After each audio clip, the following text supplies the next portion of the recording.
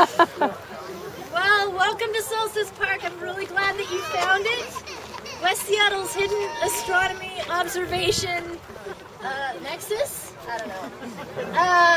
So, in case you were curious, the sun was supposed to line up, the sunset was supposed to line up along this pathway, right over this stone right here, over behind us.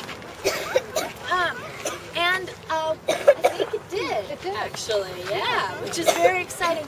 I don't think it was exactly over the middle of the stone, but that's okay. It was at least over the stone, which is more confirmation than we've had before. So that's this furthest south pathway lining up with the furthest north stone. If you come on the equinoxes, either the spring equinox or the fall equinox, it should line up right across this middle pathway, which should be pointing east, right across the middle, and it should set over this middle stone, which is due west, hopefully. But we haven't confirmed the equinoxes yet. We've only confirmed the summer solstice, so you'll have to come back in 3 months. And if you are looking for the winter solstice, which happens much earlier in the afternoon, so it's not as late, but it's also much colder. That should be the furthest north pathway right over the middle with the furthest south stone is where it should line up, hopefully. So that's how this is all set up. And the solstices and the equinoxes are positions in the Earth's orbit. So they are very specific positions within the Earth's orbit. So I need a volunteer to be the sun. Who would like to be the sun for me? Who wants to be the sun? Anybody? Nobody? Oh, who wants to be the sun? You'll be the sun? Okay, great. Can you come stand right here in the middle? There's a stall that you can stand on. A little bit of a drain. Yeah, exactly. Stand right on the drain. I know you won't at all. You'll be fine. Okay. Okay, what's your name? Elisa. Elisa. Okay, Elisa. You stay right there. The sun stays in well, I mean the sun moves around the galaxy, but we're not going to deal with that part here. We're just going to deal with the course of a year. So I have here the Earth, and I have Elisa the sun. How should I hold the Earth? At a tilt? Yeah. Should I tilt it like at Elisa or backwards? Or? I forgot. Oh, yeah. So, not toward her. We should tilt away from you, towards you. Well, okay, so it depends on which season we want, okay? So first of all, the Earth is tilted at 23 degrees, so that's, you know, maybe about that, I don't know exactly how much. And the Earth's north pole always points directly at the North Star. Okay, so if I was tilting this at 23 degrees, the North Star should be right along that line, hopefully. So where am I? Okay. So let's pretend all of you guys are Earths. Okay, everybody who's standing around here, you can be the Earth. You are standing straight up and down right now. So you should be tilted at 23 degrees. So before you tilt though, in the summertime, is the sun higher in the sky or lower in the sky?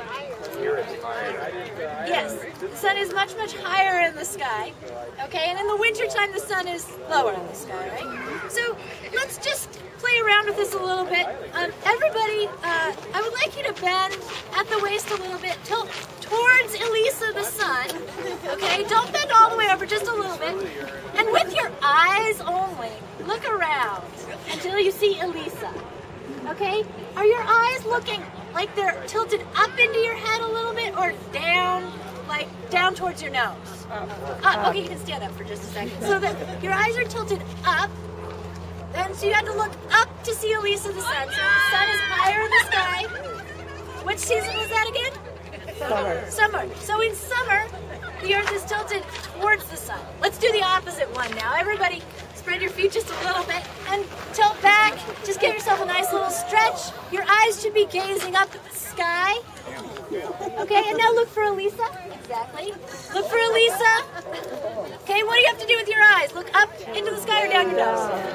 Yeah, you're looking down. Exactly. So in winter, you can straighten up now if you want.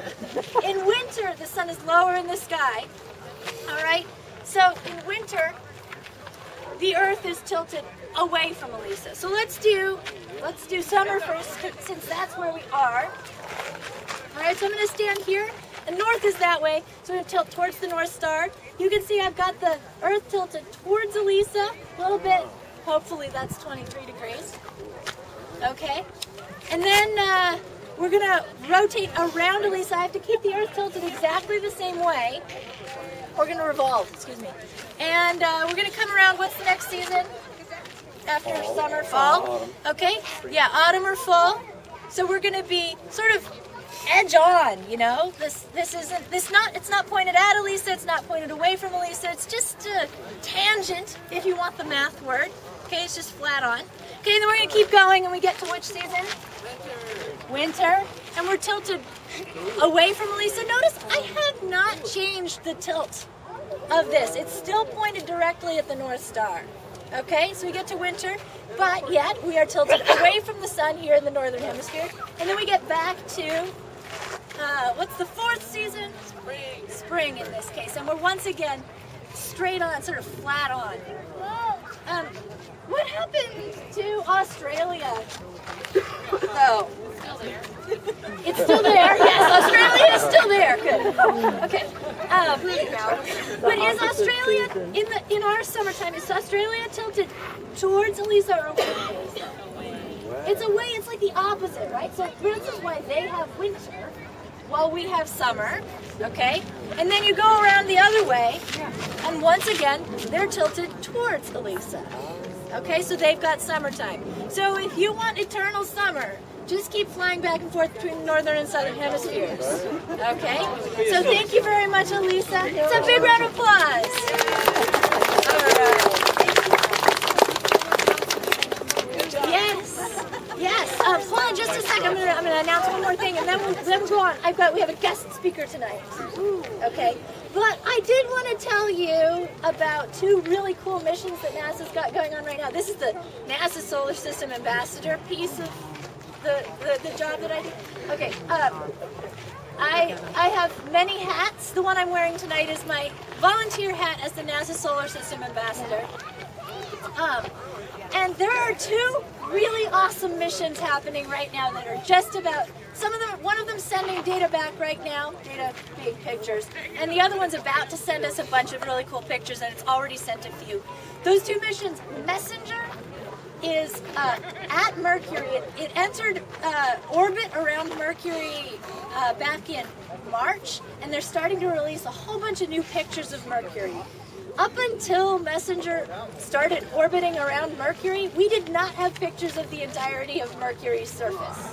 Okay, and now we do. So that's doing some really cool studying, and it's fascinating how hard it is to get to Mercury. The Messenger had to fly once around the Earth, twice around Venus, and 3 times around Mercury before it finally entered orbit. It did gravity assists on all 3 of those before it finally entered orbit around Mercury. I mean, wouldn't you think you're going in towards the sun, you could just sort of fall? Just like, okay, well, I won't do anything and we'll get in towards the sun, right? It doesn't quite work that way. You actually have to work really hard to get in towards the sun with a spacecraft. And so they did, and now we're in orbit around Mercury for the first time ever, which is very exciting. And then the other one I wanted to tell you about, this one's about to go into orbit right around July 15th, so you could probably actually watch that orbit insertion live if you wanted to on NASA's website. And we're going into orbit around an asteroid. We're taking, the Dawn mission is going to go into orbit around the asteroid Vesta.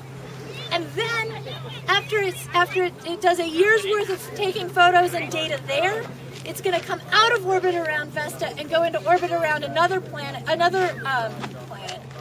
asteroid called Ceres. It used to be a planet, back before I was born. People thought it was a planet. But they've changed the definition a number of times, as you know, with the whole Pluto thing, right? So, this is the first time we've ever been in orbit around... No, that's not true.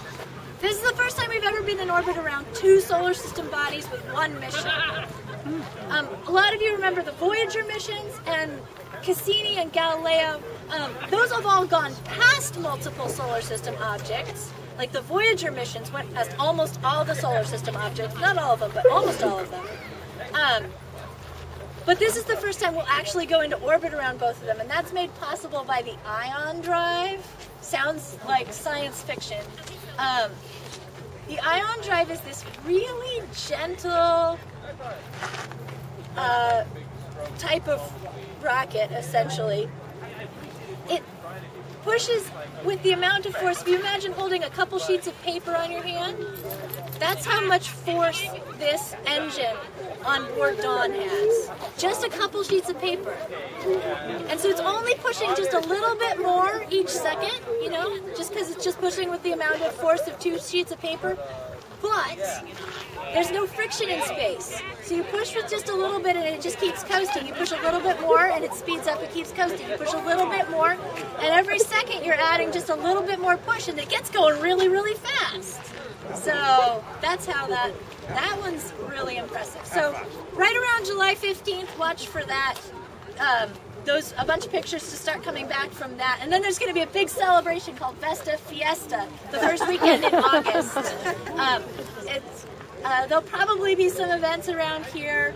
Check out Pacific Science Center and Museum of Flight. Pacific Science Center and Museum of Flight will probably have some events going on, but there'll definitely be stuff online, and you can go to my website.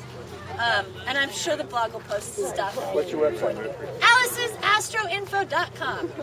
That's me. Alice'sAstroInfo.com. I write, that website is written for an audience of inquisitive adults. So most of you are inquisitive adults. All of you are inquisitive. Those of you who are younger than adults, I welcome you to read it. I'm writing it just a little above your level, but I'll bet you can figure it out. Yeah. But just so you know where I'm aiming when I write those articles. Questions? Okay, let's have our, thank you very much. I will be around if you've got more questions for me. Solstice, equinox, NASA, astronomy, stars, whatever. Oh, we got clouds coming in. But we also have another guest speaker who'd like to share something about the solstice. So I'll give the floor to her, round to her. I'm not a guest speaker, I'm just a regular person. I'm looking for a poem about the solstice to share. So this is by Marian Laura Singer, and it's called Summer. Standing midst the circle, I look at faces, all searching for that special spark, that sense of connection, which spans all words and worlds. We come together to know the same magic that moved the great stones, birthed the dragons, and touched even the stars with its mighty song. Together to sense the power rising within us, like the glory of a summer sun, until we too sing its timeless ballad. Thank you.